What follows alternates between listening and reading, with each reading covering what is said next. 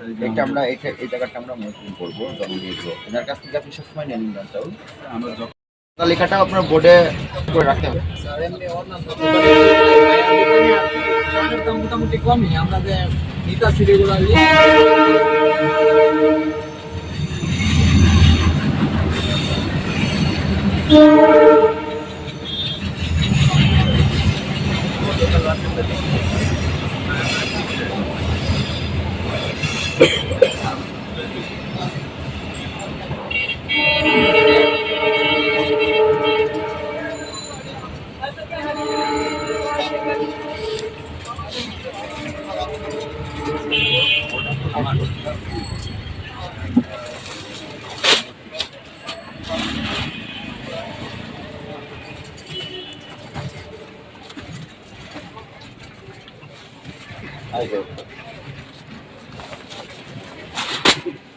Gold.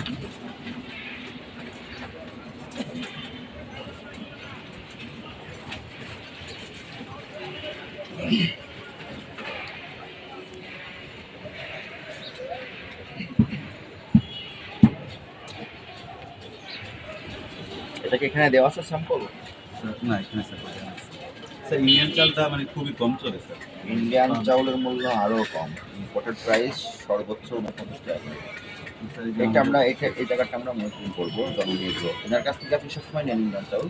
আমরা যখন যেখানে কম পাই সেখান থেকে, যেখানে স্যার 50 পয়সা কম পাবো সেখান থেকে তো ব্যাপারে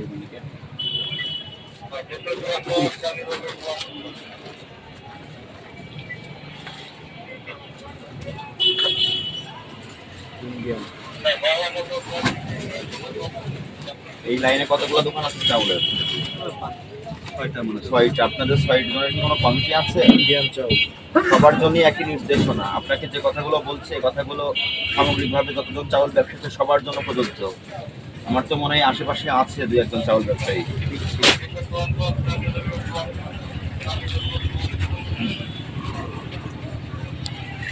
দেখেন এইখানে যে লোগোটা দেওয়া হয়েছে, সিলটা দেওয়া হয়েছে, লেবেলটা, তার মানে কি এগুলো দেওয়া আইনসঙ্গতভাবে বাধ্যতামূলক।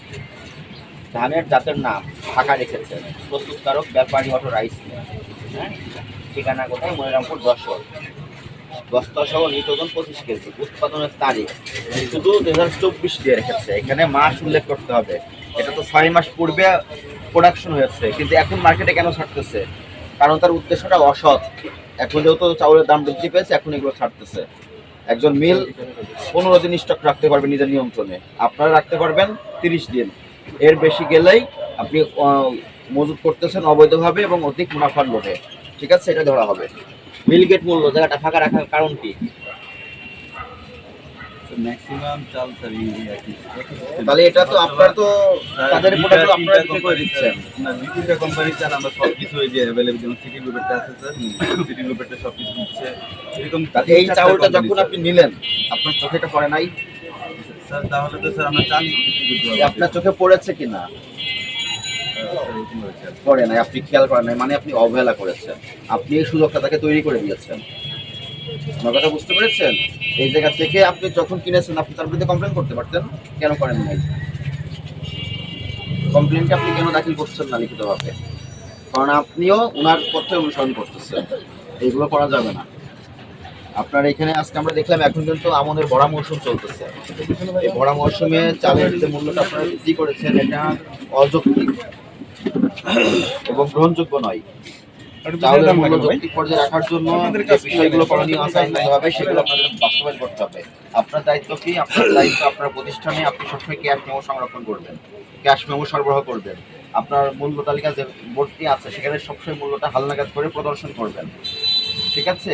এবং আপনি যাদের সঙ্গে ব্যবসা করেন তারা যদি কোনো আইনের ব্যত্যয় ঘটিয়ে বাজারকে বিনিয়োগ করার চেষ্টা করে আপনি তাদেরকে সহযোগিতা করবেন না। ঠিক আছে? এইগুলো আপনাকে মেনটেন করতে হবে। আর আপনার যে লাইসেন্সের যে শর্তগুলো দেওয়া আছে এই শর্ত অনুসারেই ব্যবসা করতে হবে, এর বাইরে করা যাবে না। তো আপনার এখানে আমরা যে অপরাধগুলো দেখলাম ওগুলো পরিলক্ষিত হলো, আপনি অপরাধগুলো স্বীকার করেন? আর কি অপরাধ? মূল্য তালিকা সমস্যা আছে। আর আপনার চাউলের বস্তায় কোনো মিলগেট মূল্য দেওয়া নেই, মিলগেট মূল্যবিহীন পণ্য নিয়ে এসে আপনাকে সহযোগিতা করেছে। দুই পক্ষের লোক সরাসরি অপরাধ সংগঠিত করেছে। স্যার আমরা তো কখনো বলি না যে স্যার কেন এইভাবে করে বলেন দেন না? না। আপনার আসলে দায়িত্ব এটা- আছে। হ্যাঁ, স্যার, আমরা কখনো বলতে পারি না স্যার। এমন সময় যায় স্যার যে সকালবেলা বললো এই রেট, দুপুরবেলা 1 ঘন্টা পরে ফোন দিলাম যে আমাকে 100 বস্তা মাল দেন, মাল নাই, মাল দাম বেড়ে গেছে। এই কথাগুলো এরকম হয়। ব্যবসায়ীদের মুখ থেকে বের হয় বলেই তো সরকার মিলগেট মূল্য দেওয়ার নিয়ম করে দিয়েছে। যখন তাহলে এইগুলো যখন মুদ্রিত হচ্ছে না, তাহলে আপনারা এখন একেবারে সহযোগিতা এমন করছেন। সময় হয় কি স্যার, আমি যদি এই চাঁদা না নিই আমার দোকান খুলবে। আপনার দোকান ভরাট টাকার স্বার্থে কি আপনি অবৈধ পন্থা অবলম্বন করবেন? ব্যবসা ছাড়তে স্যার সেটা কি আপনি আইনগতভাবে করবেন, লিগাল পয়েন্টে করবেন? আপনি এই লিগাল পথে তো কখনোই আশ্রয় নিয়ে ব্যবসা করতে পারবেন না। এটাও অপরাধ সংগঠিত। 3টা অপরাধ করা গেছে এখানে। আপনি অপরাধ স্বীকার করেন, তাহলে আপনার ভবিষ্যৎ করণীয় কি? এই বিষয়গুলো ওভারকাম করতে হবে, ঠিক আছে? আইনসঙ্গতভাবেই ব্যবসা পরিচালনা করতে হবে। আপনি অপরাধ স্বীকার করেছেন, আপনাকে ধন্যবাদ। তার মানে বোঝা যায় যে আপনার পরিবর্তন হওয়ার ইচ্ছা। আপনাকে সতর্কতামূলক 30,000 টাকা আর্থিক জরিমানা করলাম এবং এরপর থেকে আপনি মূলত রেজিস্টারটা মেনটেন করবেন, তারপরে মূল্য তালিকা হালনাগাদ করবেন এবং মিলগেট মূল্য যদি কোনো প্রতিষ্ঠান থেকে না দেওয়া থাকে আপনি তার বিরুদ্ধে লিখিত কমপ্লেন জানাবেন। 37 ধারায় দেবেন।